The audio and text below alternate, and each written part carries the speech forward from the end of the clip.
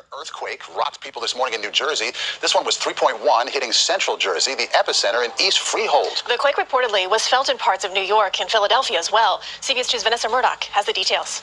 It just shook. My entire house was shaking. Thought someone broke in.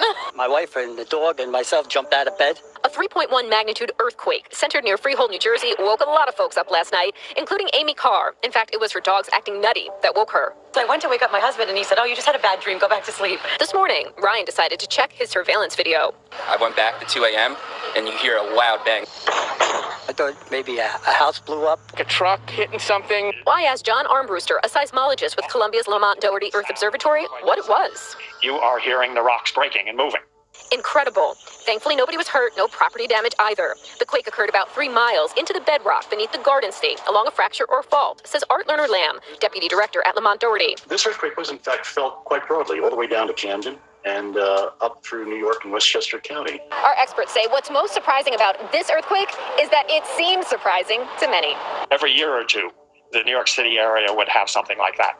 A magnitude 4 every 20 to 30 years. The most recent centered in Ardsley, New York in 1985. A magnitude 5 is the strongest ever felt in the region, and they happen every 100 years or so. The last was in New York City in 1884.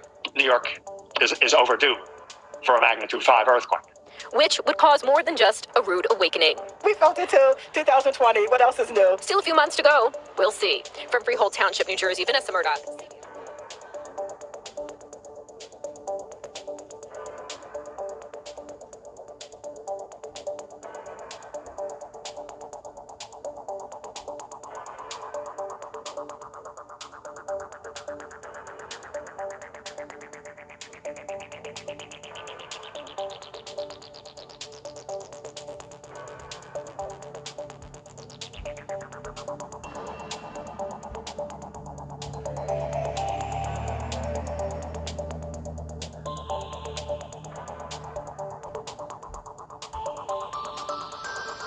Guys, take a look at this. This is the last 12 hours in Denver. Now, as you can see, the temperature dropped almost 53 degrees in a day. Oh, I haven't seen the temperature like this. So I want to share this unbelievable climate change which is called earthly weather.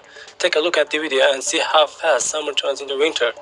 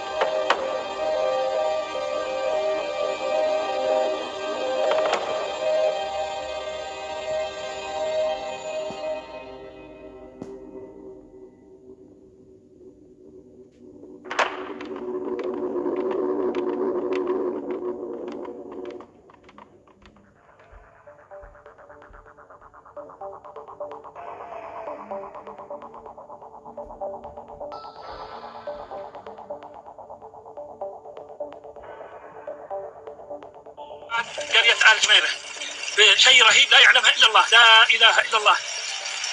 لا إله إلا الله. هذا هو الجراد اليوم غدا قرية آل جميلة. الساعة الآن 11:30 قبل الظهر.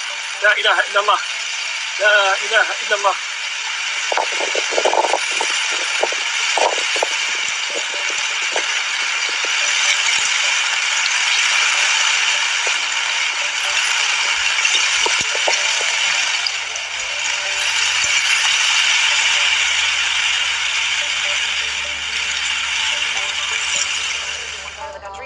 The bubonic plague. It never completely went away. Now doctors near Lake Tahoe in California say the plague is popping up in rodents, which are carrying fleas infected with it. They even say a woman walking her dog likely contracted the plague last month. It's got people on edge, but they say it's not actually too surprising. Yeah, it's a big buzzword and it's scary and stuff, but, we do see it in Tahoe. Living in Tahoe, you do see squirrels, they have plague, and, it comes up from time to time. That's just another thing that we're dealing with. I'm riding on the paved trails. I'm not going in the bushes. Yeah, watch out. Well, doctors say that woman who did contract the plague responded well to antibiotics and has since been released from the hospital. Good news. A new report from the World Wildlife Fund says that we may need to overhaul the way that we get food in order to save the planet. Ian Lee has more on their findings. From the savannah to the sea, the world's wildlife is under threat. Everything from big game animals and birds to our favorite fish have had their populations decline nearly 70% in the past 50 years. The World Wildlife Fund released the report. When we see this decline in wildlife, that we're really seeing an indicator of decline in the overall planet that we call home. The organization monitored nearly 21,000 different species.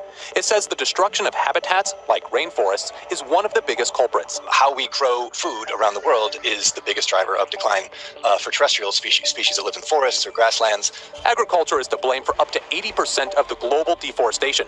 To help stop the trend, experts say we only need to look as far as our kitchen. There are clearly decisions that each of us can make in terms of what we eat, what we buy, how we use energy, a lot of choices that we make that do ripple through the system. By living a more sustainable life, we can preserve our natural wonders and the animals that live there for future generations. Ian Lee, CBS News, London.